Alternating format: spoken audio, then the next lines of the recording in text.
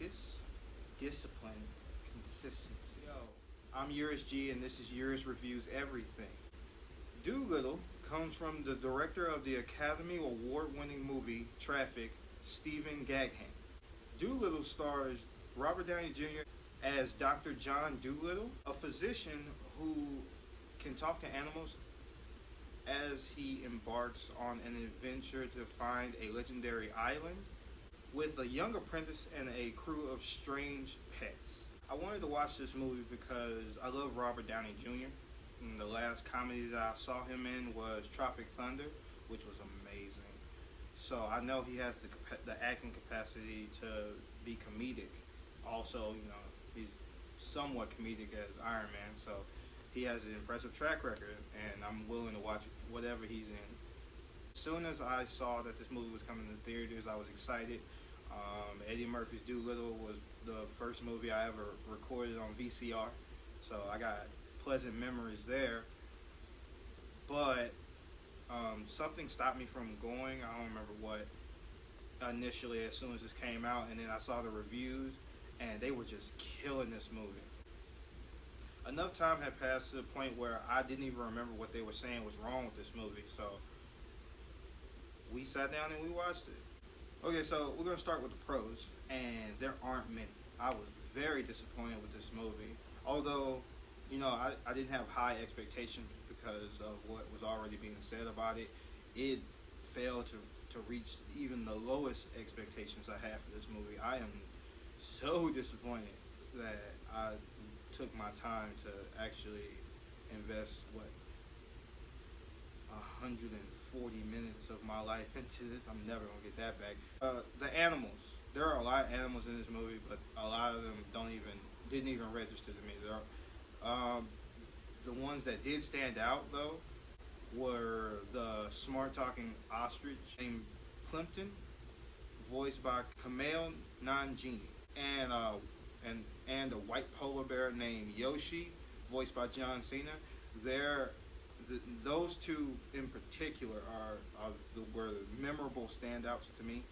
The way that their banter back and forth about what makes a bear a real bear and a bird a real bird was one of the few times that I laughed while I was watching this movie.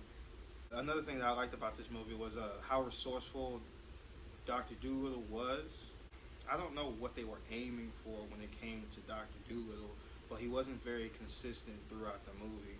In one point, he would be really, really sharp and really, really on point and very aware of everything around him. And then other points, he would be very aloof, and it would take the animals to bring his attention to things. So he wasn't very consistent, but in the moments where he was consistent, there were creative solutions to problems that I didn't even think of, and I thought that was smart. I thought that was cool and interesting. But that was like two instances. One where he convinced whales to help him turn a sailboat into a jet ski, basically. Like he strapped the rope to the whales, which isn't possible. But he put them in a harness, and they just took off. Like they needed to get away, and that is what they came up with.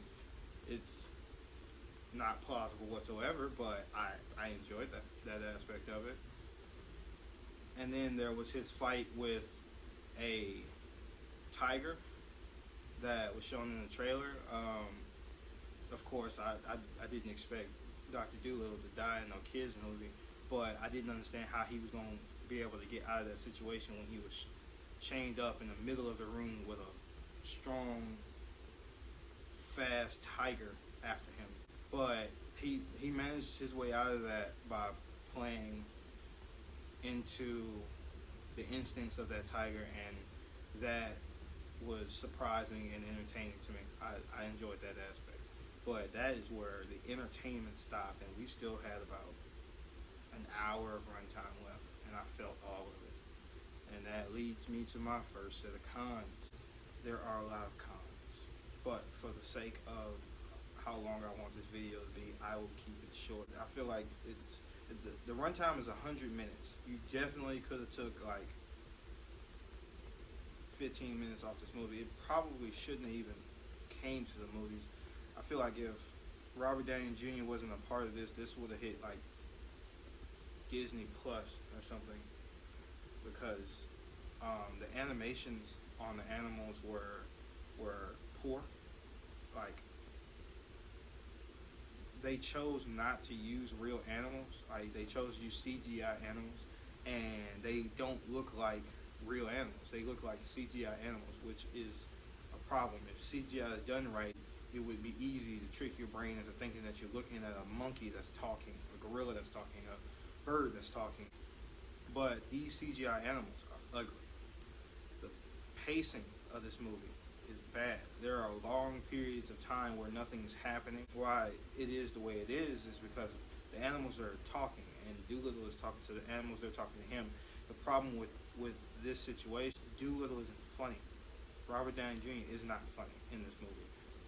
The animals, outside of that one conversation in between the polar bear and the ostrich, nothing else that was said was even remotely humorous. So that really bogs down the runtime and really fucks up the pace of this movie.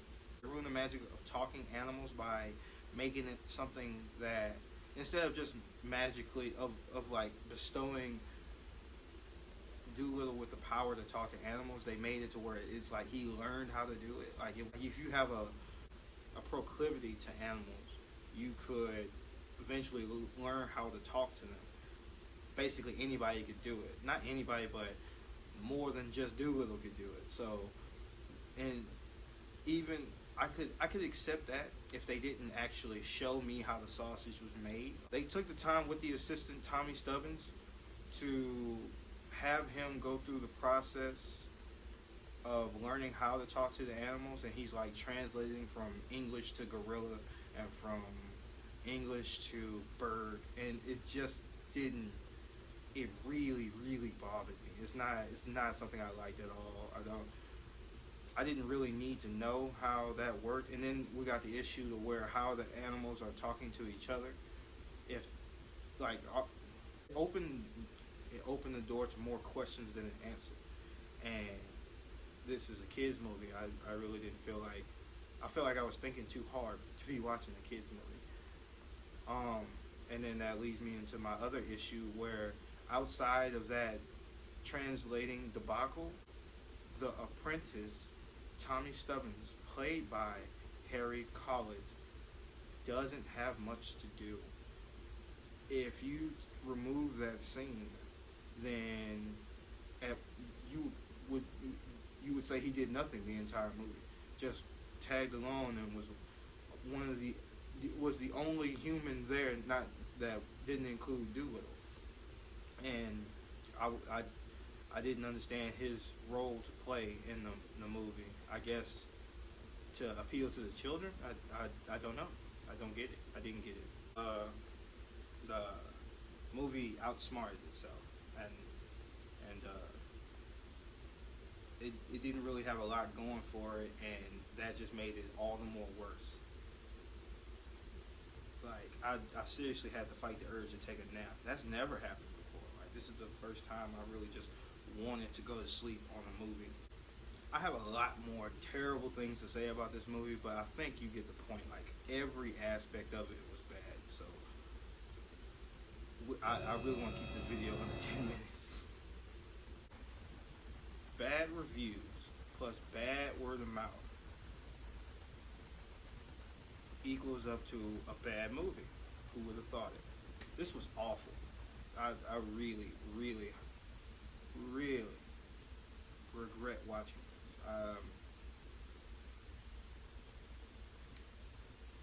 I was so upset because I feel like Iron Man lied to me and made me watch something that I really didn't want to watch. And then I went and did some Googling, come to find out he made about $20 million off this movie.